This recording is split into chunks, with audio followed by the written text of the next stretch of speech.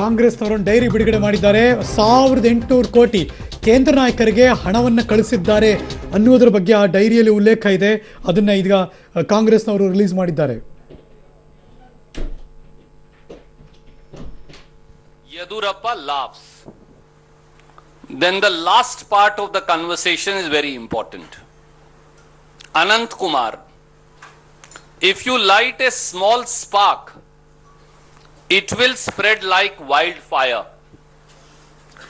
No one will believe that rupees 1000 crore has not been given. All will say it has been given. Yadurappa, let the diary come out. I read it again. Yadurappa, let the diary come out. Anant Kumar, yes. Until elections they will have to keep answering. Let them do it. 14 फरवरी 2017 को यह video और इसकी transcript हमने जारी की. 12 फरवरी की यह video है. 14 फरवरी को हमने यहां पत्रकार वार्ता की, आपके पास है. वीडियो रिलीज किया, आपके पास है. ट्रांसक्रिप्ट जारी की, आपके पास है. 12 फरवरी 2017 को यह माना कि हां डायरी भी है और 1000 करोड़ रुपया भी दिया गया. ना अनंत कुमार जी से रिबटल आया, ना जेल बर्ड यदुरप्पा जी से रिबटल आया. और अब वो तथाकथित डायरी सार्वजनिक की गई है एक टेलीविजन चैनल के माध्यम से. इस तथाकथित डायरी से 5 तथ्य सामने आते हैं. नंबर 1, 2690 करोड़ रुपया वसूला गया और 1800 करोड़ रुपया 1000 प्लस 800 करोड़ रुपया भारतीय जनता पार्टी के नेतृत्व को पहुंचाया गया. मई 2008 से जुलाई 2011 के बीच में यदुरप्पा जी मुख्यमंत्री थे. ये तथाकथित डायरी, जिस पे हर पेज पर उनके सिग्नेचर्स हैं, ये तथाकथित डायरी के अंदर भारतीय जनता पार्टी के शीर्षतम नेतृत्व के नाम हैं. तथाकथित तरीके से 1000 करोड़ रुपया भारतीय जनता पार्टी की सेंट्रल कमेटी को दिया गया. उसमें नरेंद्र मोदी जी से लेकर, अरुण जेटली जी से लेकर, राजनाथ सिंह जी से लेकर, गडकरी जी से लेकर सब बैठते हैं. और फिर इंडिविजुअल लीडर्स का नाम भी इसमें है, जिन जिन तक ये पैसा पहुंचा. यहां तक कि 250 करोड़ रुपया जजेस के लिए भी लिखा हुआ है. इस डायरी के हर पेज पर तथाकथित तरीके से यदुरप्पा जी के दस्तखत भी हैं.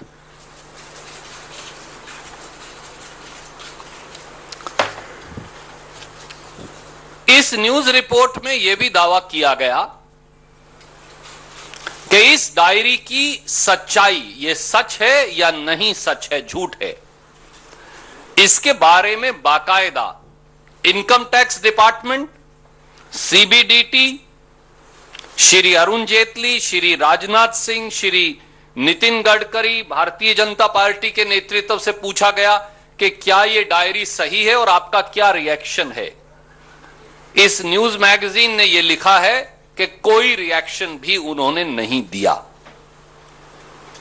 इसके अंदर यह भी लिखा है और इसकी सच्चाई की जांच होनी चाहिए कि ये डायरी इनकम टैक्स डिपार्टमेंट के पास अगस्त 2017 से उपलब्ध है.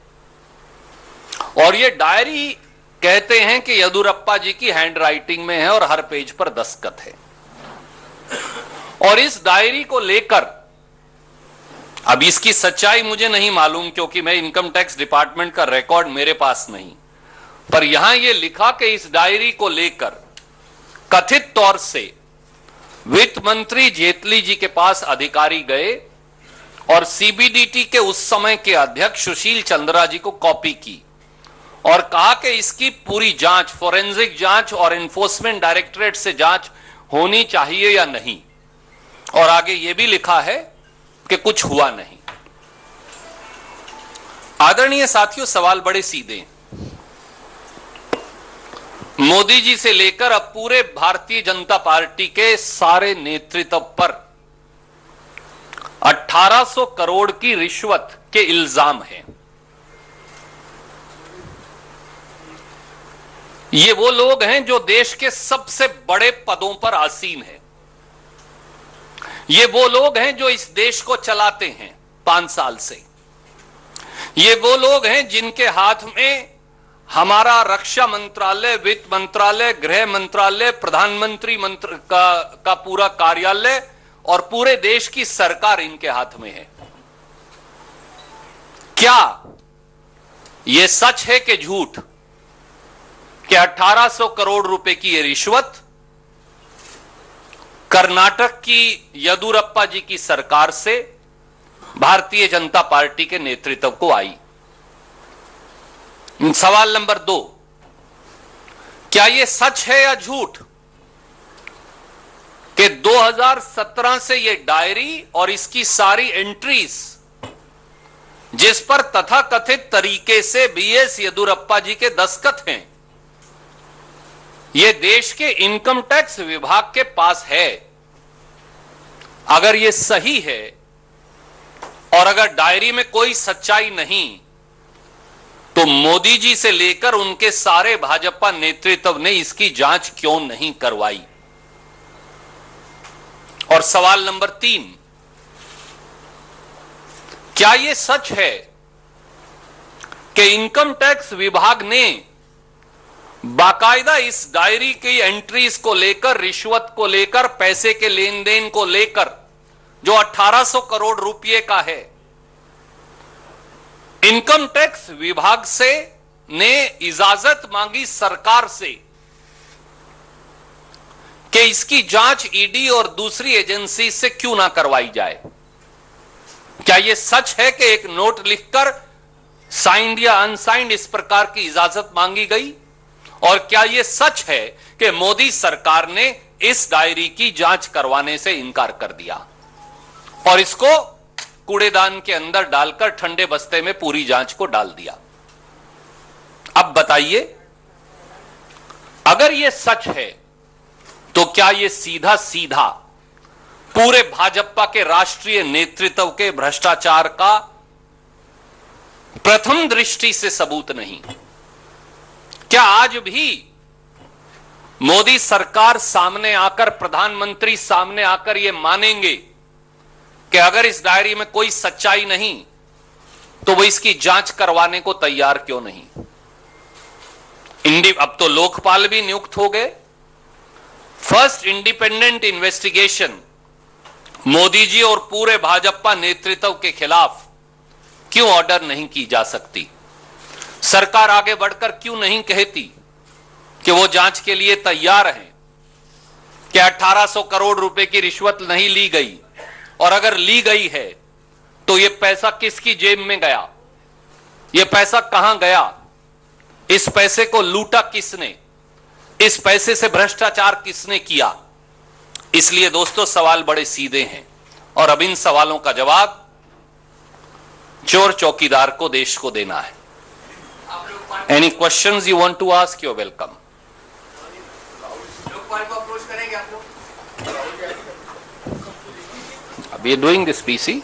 जी, sorry, I didn't. In the story it says very categorically about the role of now Election Commissioner Mr. Sushil Chandra. Ji, So in that context, how are you going to be able to really get to the bottom of it? And is this now a big case for the first constituted Lokpal to be referred to in this matter? my friend, as I pointed out, the authenticity of this diary, which is supposed to be signed each page by Shri B.S. Yediyurappa, prima facie reflecting corruption of 1800 crores up to the top-notch accolades of BJP leadership, has to be investigated. Prime Minister has to come forward and say this diary is wrong or right. Prime Minister has to come forward and say whether 1800 crores of bribes were received or not received. Each person named in this diary must come forward and say, well, he or she is not guilty and they are ready to undergo any kind of investigation. And I think, as you have asked me, this is a fit case to be investigated by the newly appointed Lokpal as the first test case. And it's now, the ball now lies in the court of the Prime Minister to prove कि चौकीदार चोर है या चौकीदार जांच को तैयार है. Sir, you at least 15 times prefixed Tatha-kathit disclaimer to various claims. Are you not sure about the signatures, diaries, and veracity of the authenticity of this diary? Sir, that's why I released to you again. I read out to you what I had released on 14th February 2017. A so-called conversation between late Shri Anant Kumar and the jailbird Shri Yadurappa. You recorded it. I didn't record it. It was recorded by the media in Karnataka in a BJP meeting when they were having a private conversation on the stage where they admitted to payment of 1,000 crores and existence of a diary. Now that so-called diary is out.